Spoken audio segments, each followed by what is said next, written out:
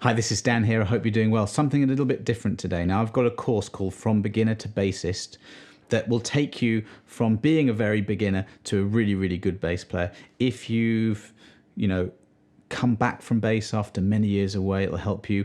Slightly misleading title because it's quite intermediate as well. It'll take you into the realms of improvising in different styles. Now, today's lesson is all about a pattern I use all the time to learn songs, to memorize songs, to jam, to improvise, to make up bass lines. So what you're about to see is a video taken directly from the course. And if you are interested in the course, I'll put a link below, but otherwise you can just enjoy this lesson as it is from beginning to end. If you do have any questions about this incredible pattern, I'm definitely going to do a follow-up because there's a million and one things that are amazing for you that you can do with this. But enjoy the lesson nonetheless. You're about to see me in different guise teaching this. I did this last year, I think. So enjoy the lesson. Any questions, let me know. Initially, what I'm about to teach you might seem a bit confusing, but this is just one of the most useful things I've ever learned on the bass. And it's so simple when you know how, as everything is, isn't it? That it's often overlooked. So I'm spending a whole lesson on this one, and I'm going to go slow. What we have here is just a way to instantly, and you can see how we're starting to get the fretboard knowledge, but also we're going to definitely need a lot of the theory knowledge. So if you haven't watched the theory bit, then you probably will need to, but I'll explain it anyway, so you can just watch this video. You can do so much with what I'm about to show you. So here we have a C major scale. The square is the root note, and then what I've done is I've just notated, instead of fingering or intervals or anything that you normally see inside the blobs, I've just put the degree of the scale it is and the chord symbol. Remember we did that before? C major has 7 notes, and we had our arpeggios that came from it, that thing, and we labeled them 1, 2, 3, 4, 5, 6, 7. And this is sort of an instant way to make up songs and riffs and things like that. So we've got, let's do this pattern first. I'm ignoring 7, the 7 chord, because it tends not to be used very much. And you'll see that I've also put 3, 4, 5, and 6 down the octave as well. See how it's just literally a C major scale, just organized in a different way. And I'm just going to do loads of random things that hopefully something's going to click with you when I do this. So musicians use chord progressions. Something like a 1, 4, 5 is really common. See where the 1 is, the 4 and the 5? So I'm just going to play that. I'm going to go back this fast, and I am making this up as I go, and I want you to do this as well, this kind of thing in your own time.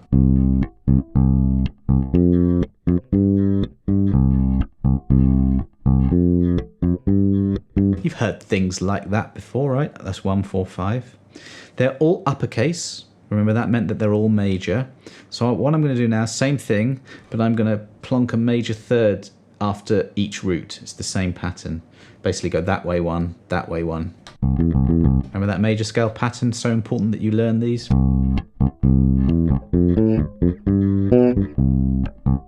Okay, let's use a full major triad for each. I'm hoping that I'm starting to say stuff like major triad and you're like, great, I know that because I've learned that before in the course. If it's still a bit, what's a triad, then, make sure you tighten up your knowledge on that. And that's a little bit of sort of studying, homework kind of thing. Here's a major triad. I'm going to do that pattern on each one. Because a major triad is a major triad, I can do the same pattern on the 1, the 4, the 5. So the C is on the 3rd fret, the F is on the 3rd fret, the G is on the 5th fret of the D string. Oh, what's that? That Bob Marley song that I can't remember the name of. I play it so many times. Anyway, you can start to hear these things. Let's do 1, 5, 6, 4. That was the exact same chord progression of the pop song we did. And what this lesson is all about is the fact that you have a major scale and then mapping out the triads and the arpeggios that fit on this. And that's allying your theory knowledge with your fretboard knowledge. Let's fill that out a little bit. So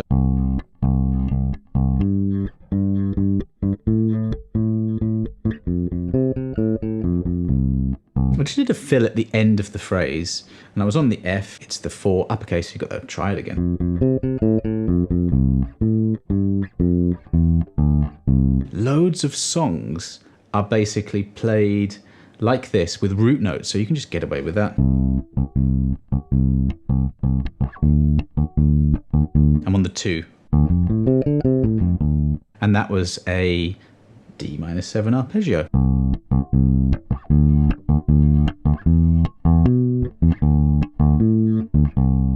A 5th is a very common pattern on the bass, and it's where you just go 2 across from the root and just drop a string down to the floor. And a 5th can be played on any one of these, the 1, the 2, the 3, the 4, the 5, or the 6th. And there you go, you can make up music this way. Let's drop down instead.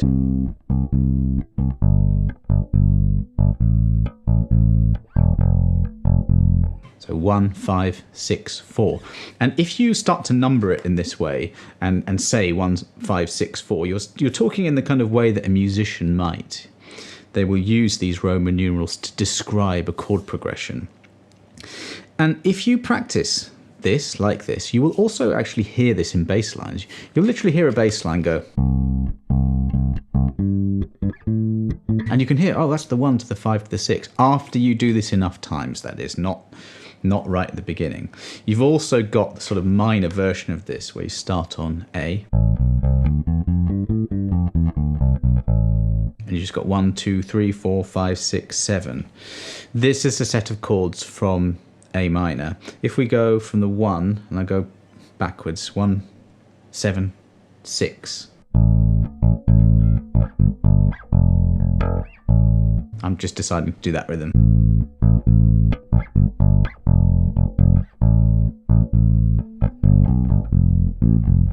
The 7 and the 6 are both major, so there I used a major 3rd, and there I used a major 3rd as well.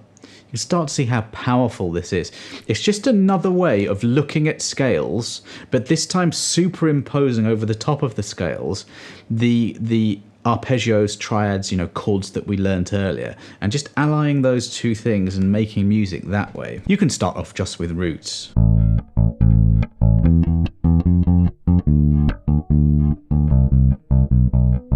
Forget any of the other stuff on top of it.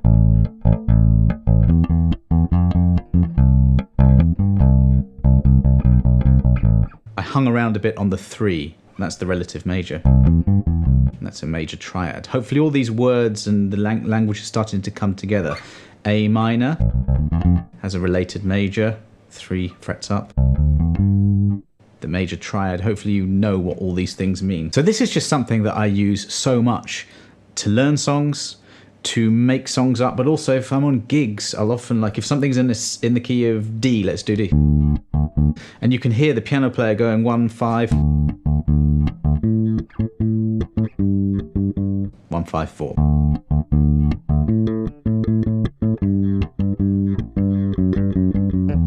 That is just playing the scale.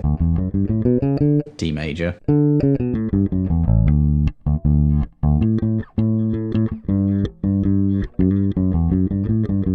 We're going to get a lot more into improvising and making stuff up in the last section of the course, so I'll probably leave this here for now.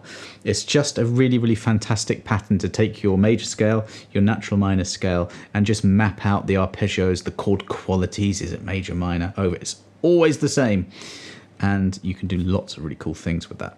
Thanks very much for watching that. I hope you got something from that. I use this pattern all the time, and there's a load of other things you can do as well. So if you're thinking of any follow-up questions, leave it below and let me know. But if you are interested in that course from beginner to bassist, I'll put a link below. Like I say, it really will take you from not knowing the bass at all to a really decent level. There's 80 videos. There's at least a year's worth of work there for you if you're very committed, to practicing a lot. There's so much there. Actually, even if you're an intermediate player looking to especially work out how to take theory concepts, we saw that there.